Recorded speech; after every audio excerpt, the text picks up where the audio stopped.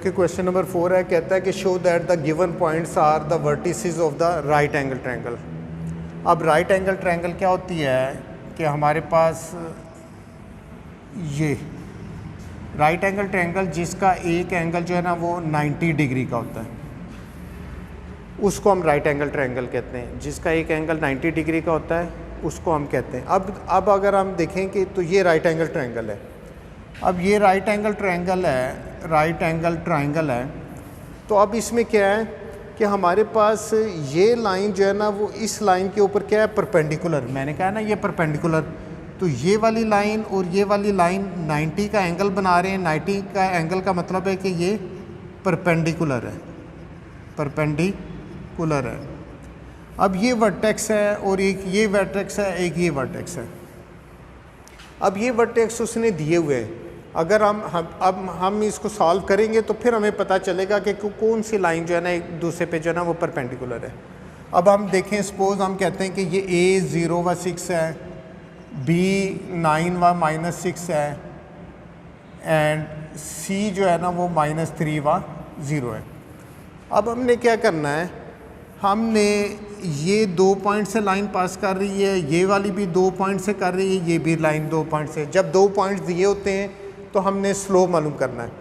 अब वो कह रहा है कि आपने प्रूव करना है राइट एंगल। राइट एंगल का मतलब है कि एक एंगल 90 डिग्री का है। एक 90 डिग्री का मतलब है कि ये 2 लाइंस परपेंडिकुलर है। ये 2 लाइंस परपेंडिकुलर का मतलब है हमने ये वाली कंडीशन जो है ना वो फाइंड करनी है। तो उसके लिए हम क्या करेंगे, हम इस लाइन का भी स्लोप मालूम कर लेंगे, इस लाइन का भी स्लोप मालूम कर लेंगे, इस लाइन का भी स्लोप मालूम कर लेंगे। तीनों लाइनों का स्लोप मालूम कर लेंगे। तो इनमें से अगर किसी 2 लाइन के स्लोप का प्रोडक्ट -1 आ जाएगा तो हम कहेंगे कि ये वर्टिसेस हैं राइट एंगल ट्रायंगल के।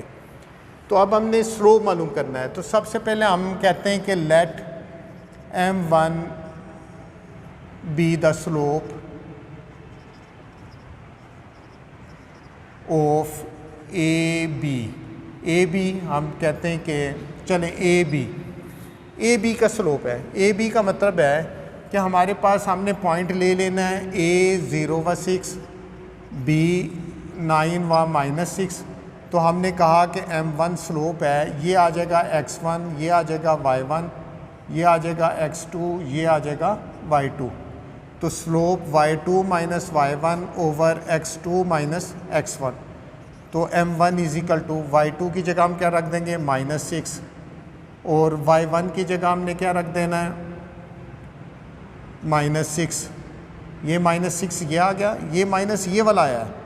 y1 की जगह हमने 6 लिख दिया, x2 की जगह हमने 9 और x1 की जगह 0। ये तो ये हमारे पास आ जाएगा -12 ओवर 9। तो ये आ जाएगा 3 4 = 12, 3 3 = 9, -4 ओवर 3। ये आपके पास आ गया M1। अब हमने क्या करना है, अब हमने स्लोप मालूम कर लेना है B और C का। Let M2 be the slope of BC। जब हमने BC लिया तो B में हमारे पास ये वाला कोऑर्डिनेट x1 y1 हो जाएगा। B का हमारे पास हो जाएगा 9 व -6 है, C है -3 व 0, ये x1, ये y1, ये x2 और ये y2। तो M2 हमारे पास y2 - y1 over x2 - x1। तो ये आ जाएगा हमारे पास माइनस प्लस हो जाएगा 6, ये -12 हो जाएगा। तो 3 2 = 6,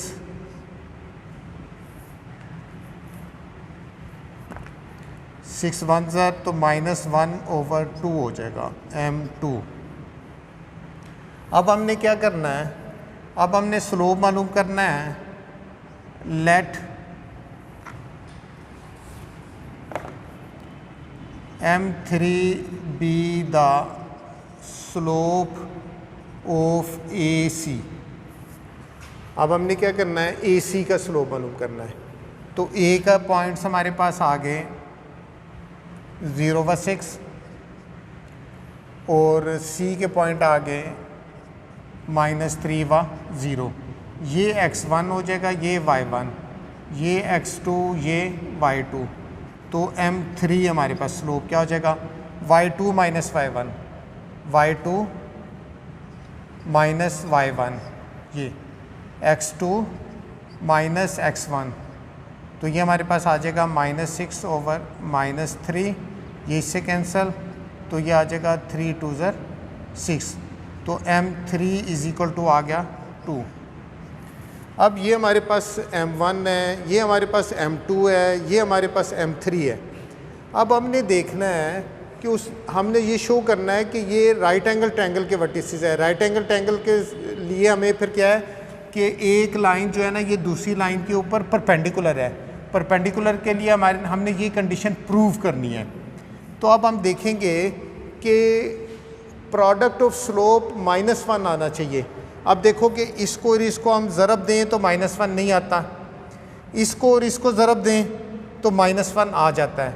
तो इसका मतलब है कि हमने m2 multiply by m3, m2 हमारे पास है -1/2, m3 हमारे पास है 2, ये 2 इससे कैंसिल हो जाएगा, तो ये -1। तो m2 into m3 is equal to -1। ये कंडीशन आ गई। ये वाली कंडीशन किसकी होती है, परपेंडिकुलर की। परपेंडिकुलर का मतलब है कि 90 डिग्री का एंगल बना रहा है। 90 डिग्री का मतलब है कि ये राइट एंगल ट्रायंगल है। तो हम कहेंगे हैंस ये कंडीशन आ गई परपेंडिकुलरिटी की। यहाँ से हमें पता चला कि ये लाइन और ये लाइन आपस में परपेंडिकुलर हैं। जब परपेंडिकुलर हैं तो इसका मतलब है कि फिर वो राइट एंगल होगी। राइट एंगल ट्रायंगल कौन सी होती है, whose one angle is 90 degree. 90 degree का मतलब है परपेंडिकुलर। तो हम कहेंगे hence the given vertices are the vertices of right angle triangle. अब इसी तरह का सेम क्वेश्चन हमने डिस्टेंस फार्मूले में भी किया हुआ है। डिस्टेंस फार्मूले में भी उसने कहा था कि आपने बताना है कि ये हमारे पास वर्टिसेस हैं राइट एंगल ट्रायंगल के। तो आपको याद होगा कि वहाँ हमने वो किया था कि वहाँ हमने पाइथागोरन थ्योरम का हाइपोटेन्यूज का square is equal to perpendicular का स्क्वायर प्लस बेस का